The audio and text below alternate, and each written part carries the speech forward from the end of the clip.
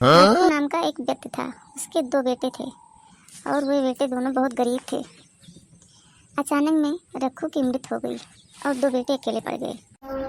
अरे भैया, जो अपने बाबा थे ना, वो पहले की बहुत अच्छी अच्छी कहावतें कहते थे। तो हम सोचते हैं कि क्यों ना अपनाएं कि मेरी गरीबी दूर हो जाए। हाँ हाँ शामू, क्यों नहीं। ठीक है, क्या कहते थे? मुझे तो कुछ याद नहीं आता है। अरे भैया, बाबा कहते थे जब भी बाहर निकलो घर से, तब अपने हाथ में कुछ लेकर आना जरूर चाहिए। अगर कुछ ना मिले तो बाहर से एक तिनके ही उठा लाना चाहिए। अरे इन कहावतों से हमको कुछ लाभ होगा? अच्छा, छोटू तो कहता है तो मैं मान लेता हूँ। ठीक है, अगर तुम बाहर जाना तो तुम कुछ लेकर आना और मैं बाहर जाऊंगा तो मैं लेकर आऊंगा। और हाँ भैया, जो ये महल खड़े हैं ना, इसी तरीके से मैं भी महल बनवाऊंगा अपने लिए। देखो, मुझे शौक लगी है तो मैं दूसरों के महल के सामने आपस में बातें कर रहे हैं। और हमारी तो झोपड़ी है, मैं किसी के सामने अपनी झोपड़ी के आगे खड़ा भी नहीं हो सकता हूँ। अरे कहने से कुछ नहीं होगा, करना पड़ेगा, तभी सब समस्या बदलेगी भैया, वरना बदलने वाला नहीं है। लेकिन एक बात समझ में नहीं आती है, जब मेरे बाबा इतना सब कुछ जानते थे तो हम लोगों के लिए इतनी बड़ी क्यों गरीबी खड़ी कर दी? बोलो, वो क्यों नहीं करके संभाल पाए अपने घर परिवार? हाँ भैया, ये तो बात सही है, लेकिन एक बात है कि हर इंसान हर चीज कर नहीं पाता है, क्योंकि उस तिनके की अगर कोई मुझे जिम्मेदारी दे दे तो तिनका ही संभालना मुश्किल हो जाता है। हो सकता है अब तो वो मर गई, अगर जिंदा होते तो मैं पूछता कि इतनी पहेलियां आप बुझा रहे हैं तो आप करके क्यों नहीं दिखाते हैं। अच्छा तो ठीक है, मैं भी करके देखता हूँ होता है या नहीं। बाबा की कहा तो वो नहीं कर सके तो हम करके दिखाएंगे। ठीक है, चलो, आज से यही हमारा तुम्हारा निश्चय है। दोनों भाई आपस में विचार करने लगे। एक दिन वह अपनी झोपड़ी पर जाते हैं। दोनों मेहनत मजदूरी करके दूसरों के यहाँ रहकर अपना जीवन यापन करते थे। अचानक में उसके मन में विचार आता है।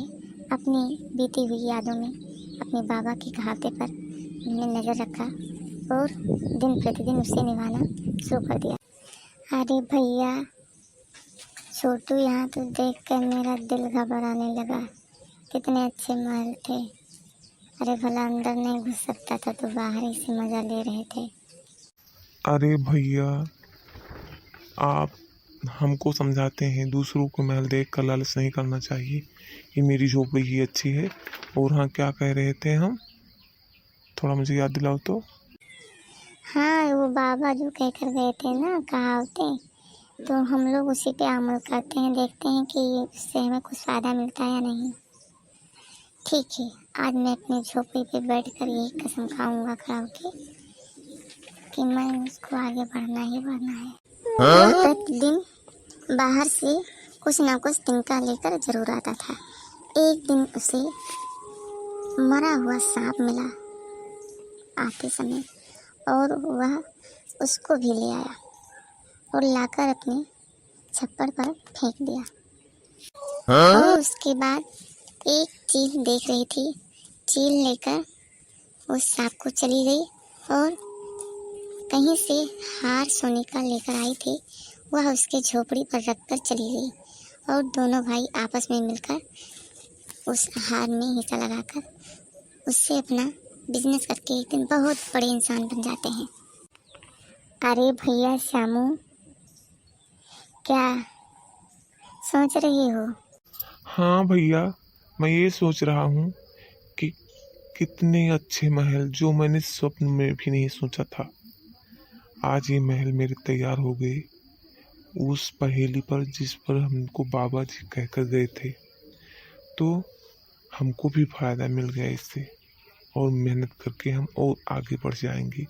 अब मेरी सारी की सारी गरीबी दूर हो गई। तो क्या है, क्या करेंगे हम? अरे श्यामू, क्या करेंगे? खाएंगे पिएंगे ऐश करेंगे और क्या। और वो दोनों भाई बहुत खुशी हो जाते हैं। तो दोस्तों, ऐसी बातें नहीं है कि कुछ हमारे बूढ़ बुजुर्गों ने कहा था उस पर अगर हम अमल कर लें तो शायद हमको भी कुछ फ़ायदा मिल जाए। बाहर जाना, बाहर से खाली हाथ आना, ये गलत बात है कहते थे। आज इसका फ़ायदा मिल गया तो इन दोनों भाइयों को भी विश्वास हो गया। और मेरी इच्छा है कि अगर आप लोग भी ऐसे करेंगे तो आपकी भी गरीबी दूर हो जाएगी, बिल्कुल खल्लास हो जाएगी अपनी ज़िंदगी से, इतनी दूर जैसे कि बाल कटवा देने पर फिर दोबारा नहीं आती है। जो बाल कटवा दिया जाता है वो नहीं आता है। बाकी सर में तो प्राकृतिक की देन है। तो दोस्तों, जय माता दी। हेलो और दोस्तों, दोस्तों, मेरे वीडियो कमेंट को करना देखने मेरी के बाद कहानी आपको वीडियो को कैसी लाइक करें, लगी। चैनल को सब्सक्राइब करना बिल्कुल न भूलें। बाय दोस्तों।